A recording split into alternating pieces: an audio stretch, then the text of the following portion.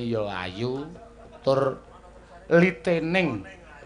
Ngapa wi? Apa wi? Kulite kuning. Nah, Litening. litening.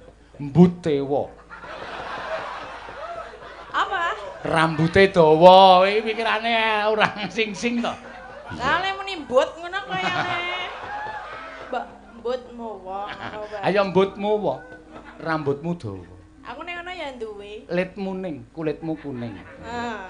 Jenengan? Apa aku? Limuceng. Nah, kuwi ketara banget kuwi. Ketara ngapa? Lah apa limuceng iki? Talimu kenceng. Tali apa? Ora ana sing tak taleni kok. Lah wis nggon jiret kuwi. Iki wae. Ah. Iki ora sandangan Jawa kok. Lah yang sepenting aku ngandekke tali lho. Iki soceng sondo. Lah saiki lagi apa? Iso kenceng, iso kendul.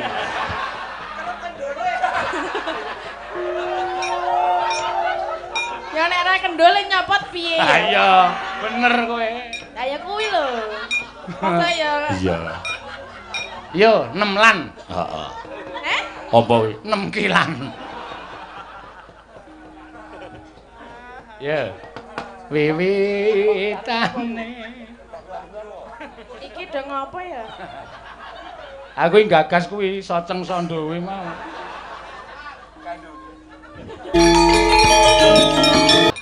Ayo genti. Ayo Tin, ndak selak wektune ngoyak. Iya. Oh, piye penggemarmu? Ayo Tin, salto Tin. Muncul salto. Iya. Riyen nggih, Pak. Jeneng Karang wong. Apa? Kok sik tak golek nggon. Nggon jembare semono kok isih kurang apa piye? Mboten iki. Arep joget model piye kowe? Kowe iki jogete wis ketara ming gaya mentok. Megal-megal kok dadak golek nggon. Jengko nek dileleh kesampluk lho. Ha iya. Maaf ya. Ya ora apa-apa ora. Heeh. Kurang jembar apa piye kok jeneng. Ameng jembare ngomah wae ana. Iya, Pak. Maksudnya apa? Nggone iki lho, ora maksud apa-apa. Kok rumangsaku kok kowe iki nek karo aku mung dikon ngono iki kok njuk. Kaya kejeme ra jamak-jamak ora. Lah aku urung maju wis dunekke nangka blonyo. Mau dunekke apa? Bagor brand. Nek aku juragan Bagor, iki Bu Duko, iki Bu Guru. Ayo ora. Ya heeh. Agene wong muni ngono kok sik marape iki dudu aku ning penonton. Ya. Penonton ki anggere kowe takon maju kae, "Yo nangka blonyo." Ya. Ayo kowe ndek awak ya semono gedene kok ya. Iya, ning ya iso ora apa-apa. Ning ya pancen do keperanan tenan kok. Nek di sawang pas macak Jawa ki ya tenan. Ketok le ayu. Iya. Nyandang Jawa jan ketok le. Wah, jan luar biasa. Aurane meledak. Iya. Ngono ya, Mak. Iya. Kaya mercon. Aurane iki ketok makpior. Iya. Ning kocapa penggemar-penggemar kuwi nek ngerti asline, iya. Mesti gelo no. Oh iya to. Wis ora kalap saimit-imit to. Iya. Kok saged? Ya wis ben. Ayo mbok menawa kok ya. Oh ming niku rak ming jenengan tok wae sing ora patiya seneng nek aku ora dandan. Piye? Budek apa piye ta? Oh setan ki ora. Lah aku wis nganggo mic kok ya ora krungu lho. Aku ki dalang lho. Lah ngapa? Kok tau nekke budek? Lah budek ora? Ora. Lah aku mau ngomong apa? Embo. Lah kene. Aku mau ngomong apa? Sinten? Kowe mau. Nek jenengan ming ora seneng weruh aku nek pas ora dandan. Ora meng aku kok kanca-kanca wiyaga ki do ngrasani kok. Apa iya? Kowe nek mlaku kae do ning mburine do elek tenan datine jane. Sing endi? Oke, kok aku ora wani nyebut ora wani nyebut jeneng kok ndak kowe tok nesoni kok ya. Ya ora mung arep tak jelaske. Ora kowe daging tok kaya ngono kok jan kepiye kae. Iya. Ayo mending daging bangane balung tok nek ngomlaku tempo. Ana sing ngrasani kowe. Ayo. Apa? Sapa? Ora tak omongke wiyaga ana iki. Ana menungsane ana iki nang kene. Sapa? Ana sing ngono kok. Tatine saiki dadi semono kae. Katoke sepiro semono kae ngene. Sapa sing muni sapa? Nganti kowe ra krasa to, kowe ditutke nang mburine iki dikilani ngono. Wah, 6 kilan e. Sapa ta? Ora kak, aku kok ndak darani adu-adu. Ora mbok wong tak kon ngilani tenan kene. Aku iki wis dicedhaki, Pak. Ampun omong lho, Pak. Sumpah nganti aku wani salaman ya ora wani nyebutke jenenge kok. Aku weruh wonge gek tak kon ngilani ngono lho tenan. Aja kaya. Kowe aku wis mbuktekke wong aku melu nyedak kok. 6 Pak. Aku ya ngono aku nekseni aku. Ngawur. Iya. 6 ki nek dipepe ora ngebak-bakke pemean. 6 ki arep dienggo wong telu apa piye? Nek iso. Lek mlaku piye? Ayo mbah kok ya. Iya. Nganti ana sing muni iku nek nggo jaket cah cilik dadi loro lho. Dadi loro. Mangga. Ora mung kena nggo jaket. Sesideman rasa cerewet. Jenenge nek ajeng ngersake rompi ya iso. Rompi apa? Rompi kuwi mau lho sing 6 rompi kok tipis. Rompi kok kaya saringan tahu. Ya ben isis kok. Berarti ngonamu isis. Ayo gawe sesideman.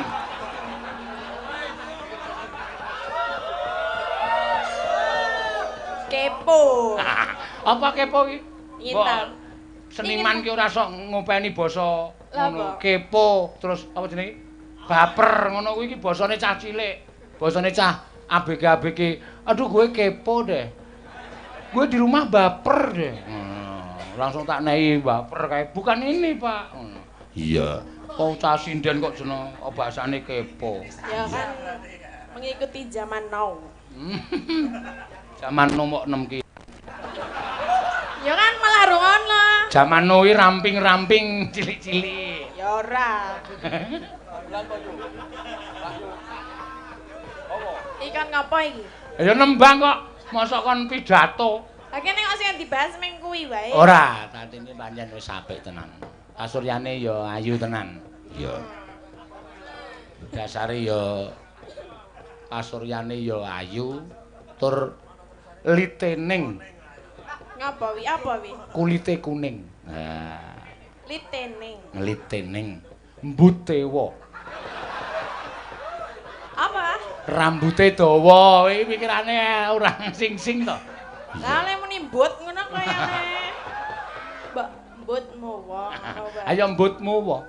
Rambutmu dawa. Aku nek ngono ya duwe. Litmu ning, kulitmu kuning.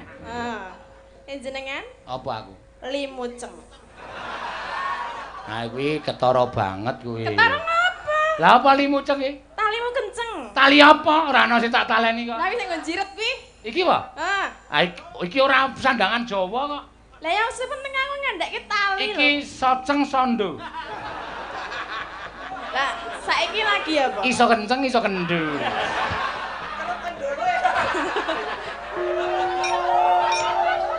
Ya nek ra kendole nyopot piye? Ha iya, bener kowe. Lah ya kuwi lho. Masa ya. Iya. Yo, 6 lan. Heeh. Apa kuwi? 6 kilan. Ya. Wiwitane.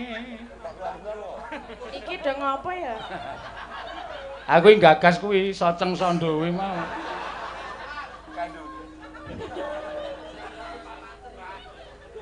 Wiwitane.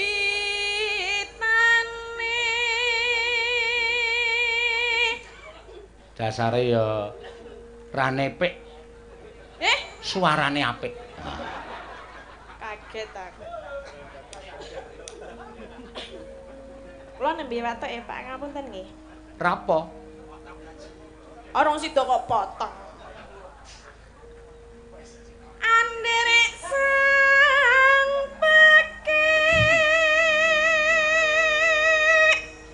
Eno. Maria bagus.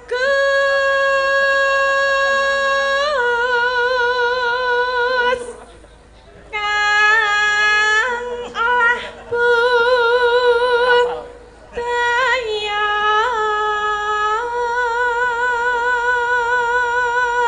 Seger nek disawang yo, Mak. Lah iya. Asale wonge pretung kok. Kok pretong? Pretung piye? Wah, kuwi nek karo dhuwit ngulik no. Ya. Aku dolan ndono iki wong aku bose lho. Ya. Ming kari nyungguh kopi apa teh ngono kuwi ya. Kopi apa teh, Pak? Ya kopi yahene iki 3.000 ngono kuwi. Ngregani. Panganane apa, Pak? Ya nek kula mrogo iki geblek. Nih, tak tukokke. Njaluk dit ora cucul. Mula omahe apik. Iya. tumpakane ya apik. Iya. Ya gula ya tuku ya padake gawe dhewe po. Ah iya. Nek rak karo aku rak ya ngerti to wong kowe sing bayar aku saben dina nek wayangan tak bayar saben dina menu koke gula kok omah ki anggepe apa? Lah meng duit 7.000 kok ora gelem ngenehi iki ngapa? Kene dalang kondang.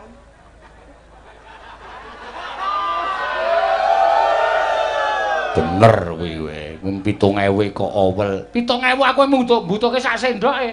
Atene dheke bathi 7.000 nggo tuku gula entuk pirang kilo? Ming kilong sak sendok. Mulane kok ngomahe semut tok. Iya. Kok semut tok?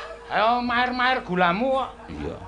Ya ora, jenengan iki ya salah pokel men. Pokil ki apa? Pokel iki pelit. Kok iso pelit? Lah ya anane meng disuguh glukobis. Nek nang latihan yo glukobis, nek ora yo soto meng wortel tok, ora ana iwake blas. Nya iki madang kanca-kanca wayahe rolasan. Tak ndek kok lho, endi to iki jare soto kok meng wortel tok iki. Tak omongi to. Sing jeneng iwak ki mengandung lemak. Terus Wong ki nek kokean lemak iki penyakite akeh. Wortel ki meng supaya sindan-sindan ki awake do singset ki mangan wortel. Ngono lho. Heeh. Dadi aku mangan ki ora kok ngejak ngirit ora, ning demi kesehatan.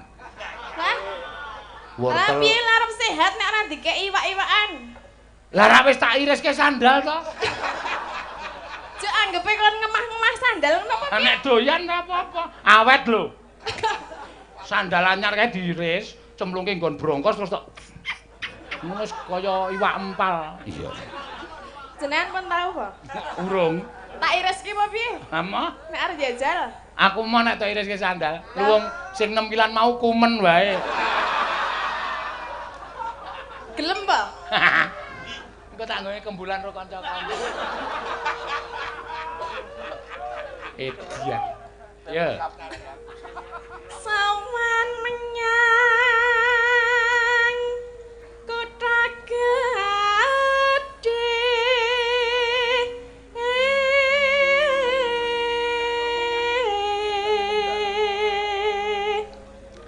Bendara terus kayung-yung.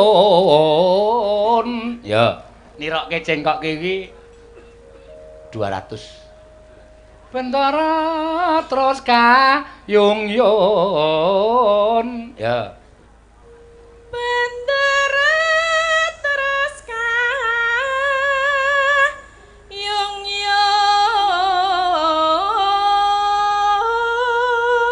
kayung-yung. Nah. Kene. Wah. Harus cair nek ora lalen nih. Nah. Pira iki? 200. Pinter. Sini. Wih, kurang ngajar to. Lah apa? Kok iki tak jak nyambut gawe dina kok nyeluk aku kok nyeluk kirik. Lah salahe kok ming ini apa? Ming kaya duduhke karo kirek ya. Iki pira? 200. Seneng ora kowe? Seneng. Aku ya seneng. Ya, ndak nesu ngono. Nek nesu late kaya kendil kae. Kendil apa? Ya sama omongku. Wis ah, tolong sa. Wis ah. Oh, risai sapian lho. Ya. Piye sih? Kandet, men. Atur nuwun nggih, Pak. Mbuh. Loh, piye ta? Oh, nek dinahi matur nuwun, nek ora dinahi le mokil-mokilke. Iya, melit-melitke. So nek latihan anu, kei sate kambing ngono. Ha iya, padake cah tipis. Ablehke sesuk nek ming kambing e. Iya. Lah, ndek sapa kambinge? Ayo nggone sapa-sapa kuwi kok. Santai wae pokoke. Yo. Slendang kuning Kang Sangke. kang saking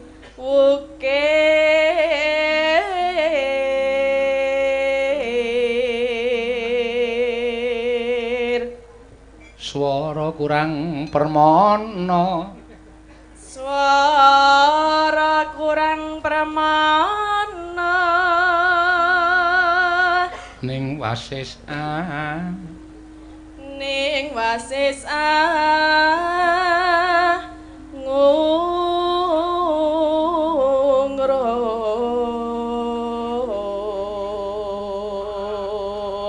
hangungur marang bendara hangungur marang bendara dia Sulistya pijer ngincangake alis terus no sesideman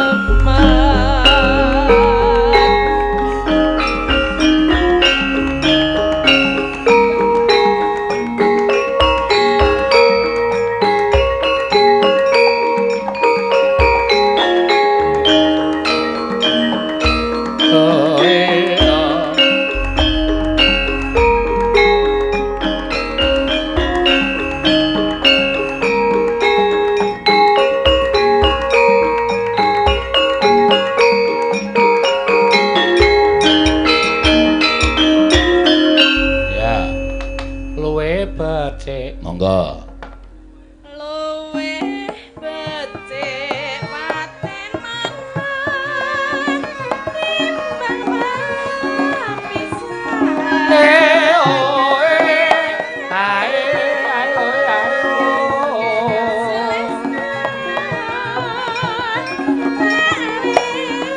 gambange dituthuk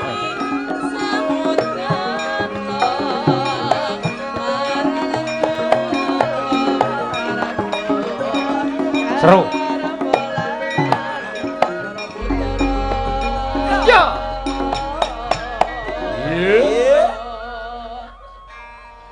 sing gampang wis turu ora ana mengele nuthuk kurang seru dimaneman tenagane iya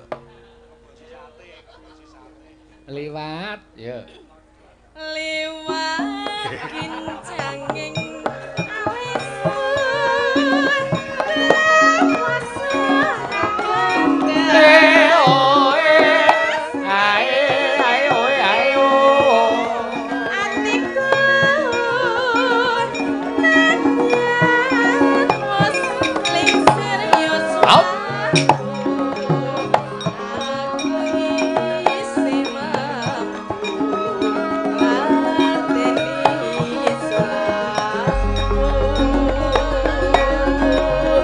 oh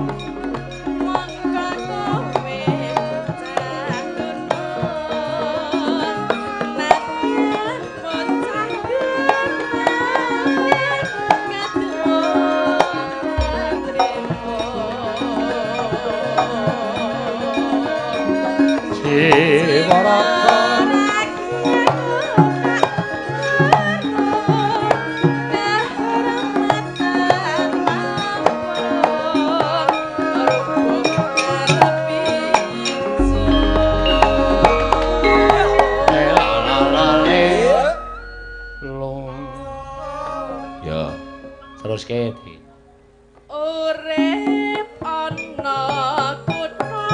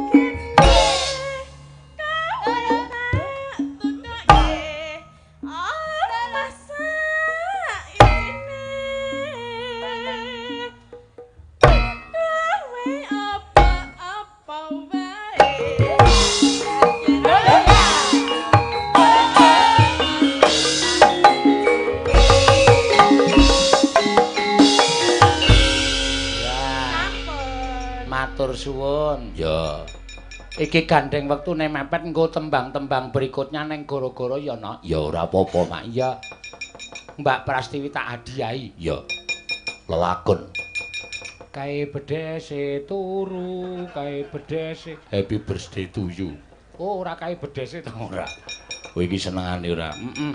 Ulang tahun sehat. Ya. Lancar rezekine barokah. Ya amin ya mak. Ya. Tetep setya nggone ngrungkepi karo kanca-kanca warga laras. Ya, pancen ya kono sing disuwun. Ya, Ngger. Ya, yo tak derekke, Mak. Ndak wektune ngoyak, engko ndak critane mandeg dalan. Sing jeneng wayang kulit ki ya mawa crita mawa surasa sing becik ketitik ala ketara. Ya, ora kok dipedhot-pedhot nggone ndak ora prayoga. Iya, yo Mak tak derekke. Ya, Ngger. Tan samar pamaring sukma Sinukmaya winaya ing asepe sumimen lenging kalbu pambukaning warana tarlen saking liyep layaping aluyup pindha pesating sumbana sumusuping rasa jati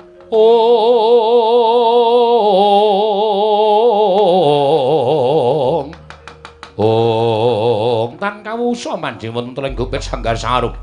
Raden Werkudara ngawi sangganing para putra pating bleber pating Caka Trita mludhakaning karatan.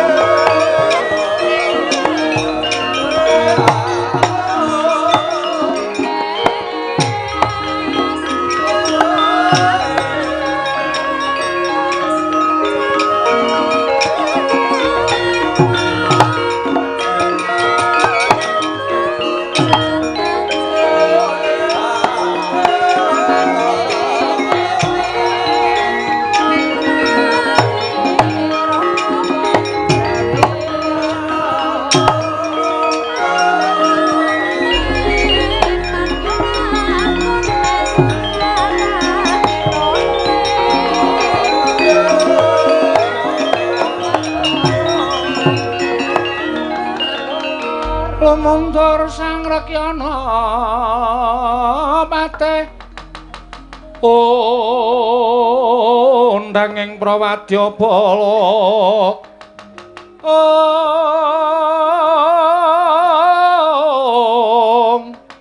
Poksur tambur myang suling pepandhen dalutak miwa bandera kakandha warna-warna Pindha Jala Driyana Sri Kawuryan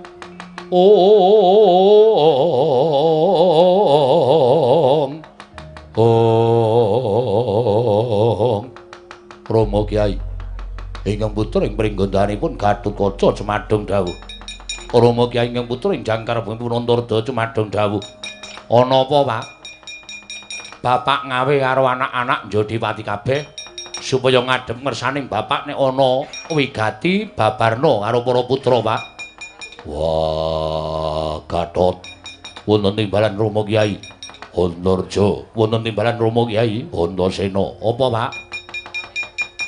Ora nyono babar pisan yen to bakal ana lakon ingkang kaya mengkene. Wonten menapa dene Rama Kyai paring dawuh mekaten kepareng hamba Baruna dhateng Yang Putra ing Pringgondani. Gatotkaca wonten timbalan jroning pasewakan Kresna Kakang Kurawuh ana ing madyaning Datulaya. Ngendikake apa to sababe dene negara Ngamarta katon peteng barep kakangku prasaja yen to negara Ngamarta ketaman pegebluk wis ana sesasi iki uripe para kawula esuk lara sore tekaning pati sore lara esuk ketiwasan. Tumuli Kresna kakangku disuwuni supaya paring pepadhang tumrap negara Ngamarta. Nanging Kresna kakangku tumuli nyuwun prisa karo barep kakangku apa ana lakon ingkang elok-eloki. Barep kakangku paring dawuh yen to sesasi iki pustaka Jamus Klima sada ilang saka negara Ngamarta. Nalika semana Kresna kakangku paring dawuh ayo padha mbudidaya supaya enggal ketemu pustaka Jamus Klima sada sarana Pandhawa nglakoni tapa semedi ora ketang mung sedhela. Nyuwun palimarmaning Gusti. Wah, Kresna kakangku nalika semana durung suwe nggone nglakoni semedi wis jugar.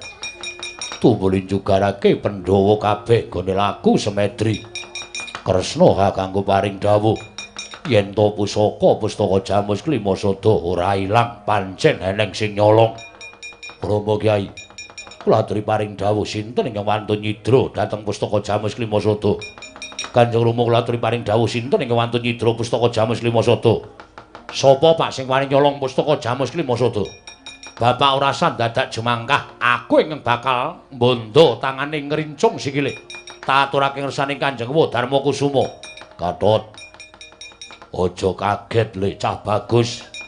Antarja kowe aja kaget, Antasena kowe aja kaget. Maling sing wani nyolong pustaka Jamus Klima sada. Wah, ora liya kejaba adimu Tanjungana Mangga Wijaya Gatotkaca. Kanjeng Rama.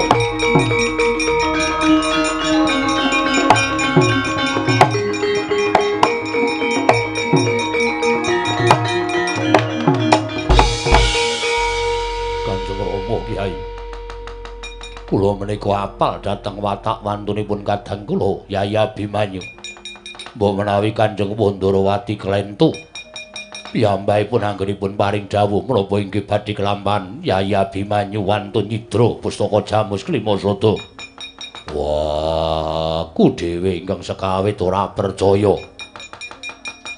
Ning bareng Kresna kakangku paring dawuh kaya ngono apa ya memper apa ya kelakon Kresna kakangku bakal ngendika sing ora ana nyatane.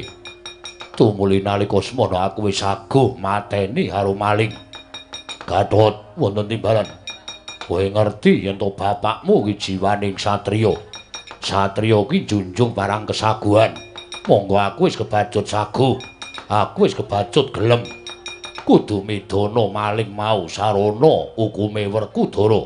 Gandeng Abimanyu nyolong pustaka Jamus Klima sada. Monggo wis dadi sarana patine kawula. Mula Abimanyu ora liya kejaba mung kudu dipateni nyaur nyawane para kawula negara Ngamarta. Mula wektu dina iki Gatot, kowe mangkat karo wong atuhamu Werkudara. Adimu Abimanyu wis ora pantes dadi anake para Pandhawa. Nyiprati rah letuh marang pasuryaning wong atuhamu Pandhawa.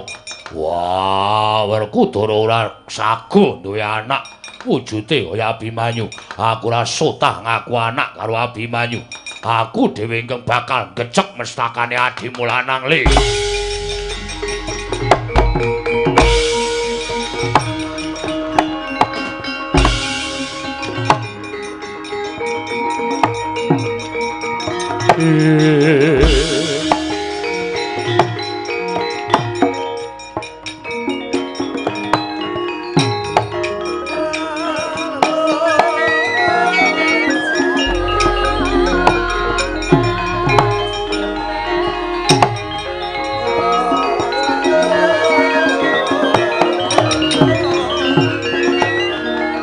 Kacarian putra lamun kawekasan yeka wisanggeni maya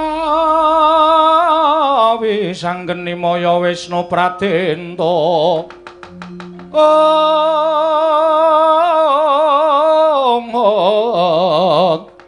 wisanggeni maya Wisnu Pratenta Dimas eneng apa aku arep budal ana ing Tanjung Anem kok tok candhet sik Kang aja kesusu. Aku ngrungokke apa sing dadi critane bapak iki mau kok tuwuh tandha pitakon sakjroning atiku. Apa ya bener Siwa Ndarawati kok mentala ndhawuhi karo bapak supaya mateni karo Abimanyu. Mongko janjane aku ngerti. Siwa Kresna kuwi tresnane karo Abimanyu kuwi lahir batin tur kowe ngerti dhewe kaya anake mantu Siwa Ndarawati. Apa mokal ing atase wong tuane kok mentala mateni karo mantune dhewe kuwi ora ketemu ngakal. Terus iki mesti eneng dom sumuruping banyu ingkang bakal ngobah-obah katentreman negara Ngamarta. Karepe Dimas sing budal men bapak karo Kakang Garukaca. Kakang Antarja karo aku, ayo neliti sing luwih permati. Yen perlu nyaketi Siwa Kresna. Engko aku sing nakoni Siwa Ndarawati. Apa pancen bener Siwa Ndarawati paring dawuh nek Abimanyu sing nyolong pustaka Jamus Limasada terus dawuh karo bapak kon mateni Abimanyu. Nek pancen Siwa Ndarawati tegel tenan karo anake lanang Abimanyu, aku sing ora trima, Dimas. Kriwikan dadi grojokan, geguyon dadi tangisan. Wis ben. Ki nek ora ditelisih, nek ora diteliti, nek ora dititi priksa, iki mengko nek nganti bapak mateni Abimanyu, mongko sejatine Siwa Ndarawati kuwi dudu panjalmaning Siwa Ndarawati sing saktenane. Sapa sing getun, sapa sing kelangan, wong mati ora bakal urip meneh. Ngono Dimas. Terus karemu ambles bumi, Kang. Kowe karo aku liwat jron bumi niti priksa Siwa Ndarawati. Aku wedi. Wis, ngene ana dosane ana dukane aku sing tanggung jawab. Ngono. Ayo Kang, mangkat. Iya Dimas.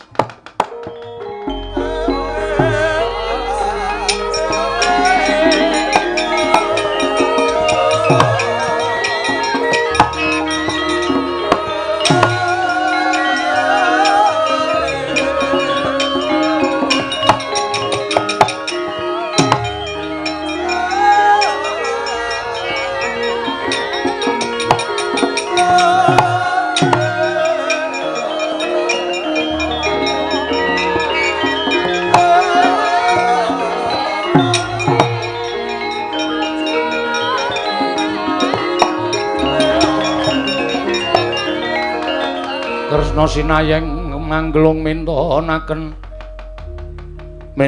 Dewi Kramanira kang kumitiraning asta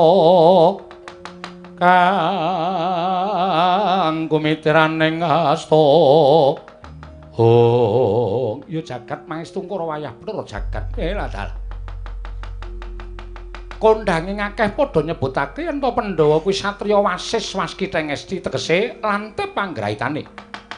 Nanging jebul ora beda ora kok keklumpukaning wong bodho longa-longa. Ora ngerti karo Sasmita, wong ora ngerti karo panjalmaning mungsuh ing Membanata Ndarawati. Monggo pakaryanku mung kejaba ora liya kejaba mung kudu gawe patining para Pandhawa. Abimanyu anak sing didama-dama dipateni karo Werkudara karo Janaka yen Abimanyu tekaning pati, Pandhawa pepes bayu kang tapis ora duwe kekuatan, ora duwe pangarep-arep. Mula mateni Pandhawa angel mijet wae ngranti. Oh, ladal. Lah kok ora padha ngerti karo aku. Ing atase aku kuwi memba Narendra Ndarawati kok ora padha awas kiteng esti paningalih. Werkudara ya mung manut ngono wae, Janaka ya mung manut ngono wae, Yayi Prabu Darmakusuma tak blithuk ya mung meneng wae. Lah kok jebul kondhange Pandhawa nggone dadi satriya lantip panggraitane mau mung kandhek ana ing pangucap ora kababar dadi pakarti. Dina iki wah yaning mangsa kala Pandhawa cures saka lumahing bumi kreping langit.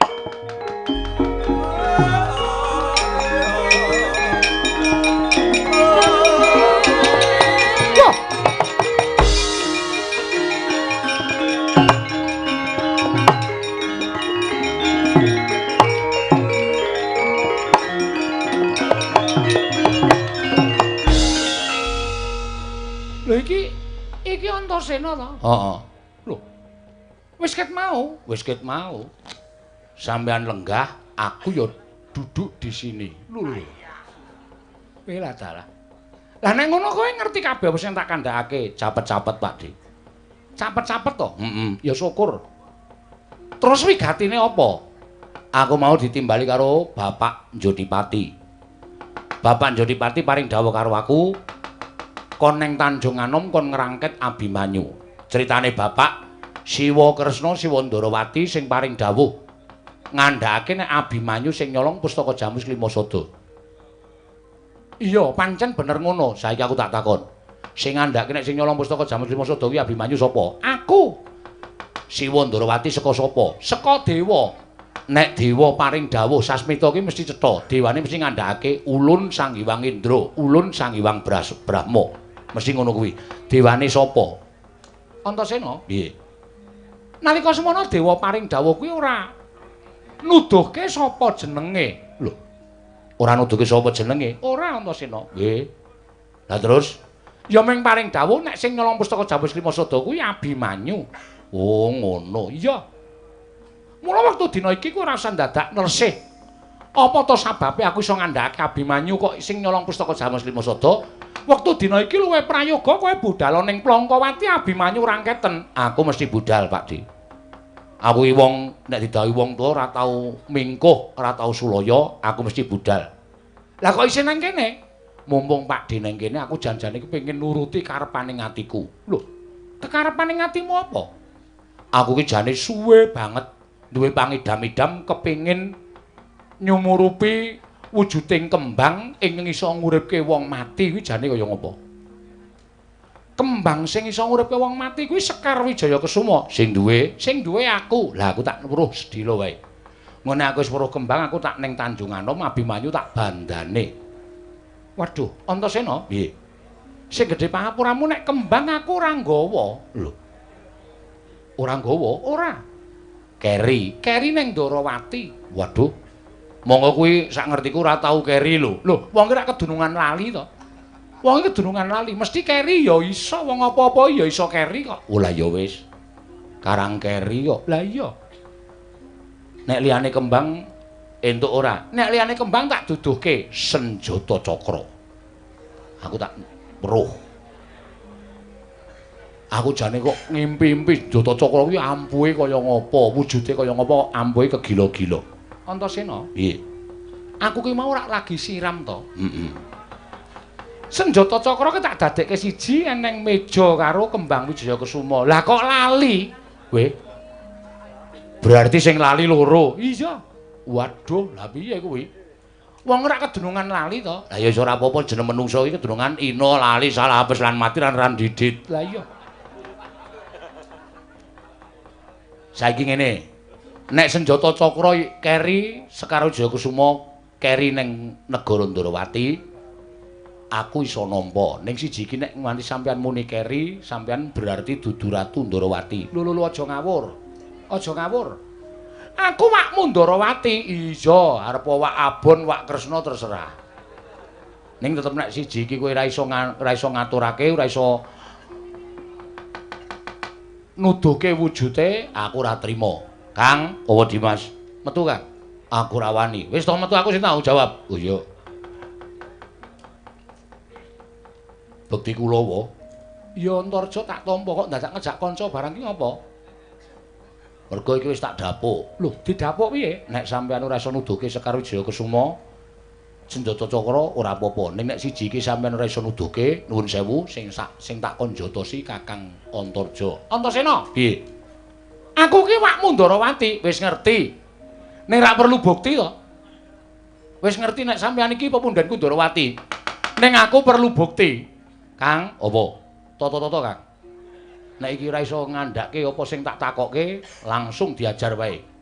Antasena ora edan lho, iki ora edan iki tenanan. Aku ora wani. Kowe jotosi iki pokoke tak jotosi.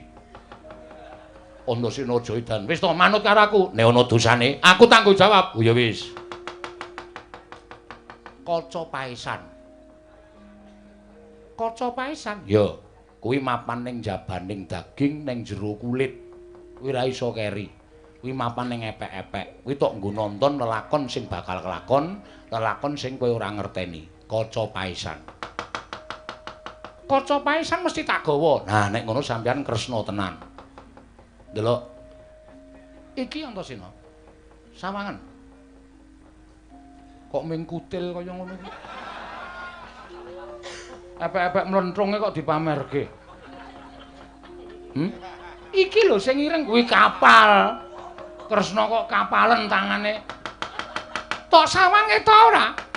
Tak sawang kait mau nganti ngenake permana jati nganggo netra batin ora katon cetha yen kowe dudu Siwa Ndarawati Kang ya Dimas Kestake dawuh. Terus Kang, terus.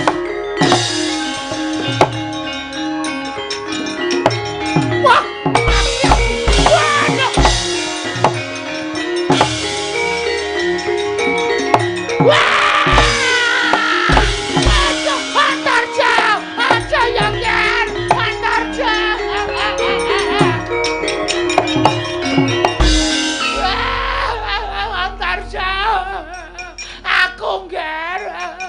Mbah Kakung.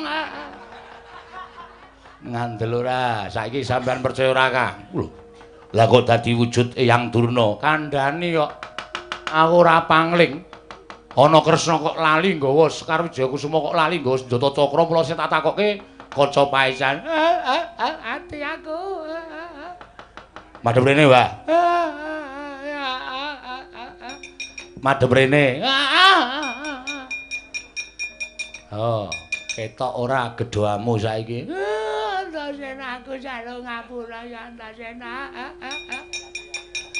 Kok sampeyan mentala? Mentala piye? Kok sampeyan mentala ngandhake nek Abimanyu nyolong pustaka Jamus Klimasada? Abimanyu nyolong apa ora? Ora. Aku sampeyan ngomong, aku diutus karo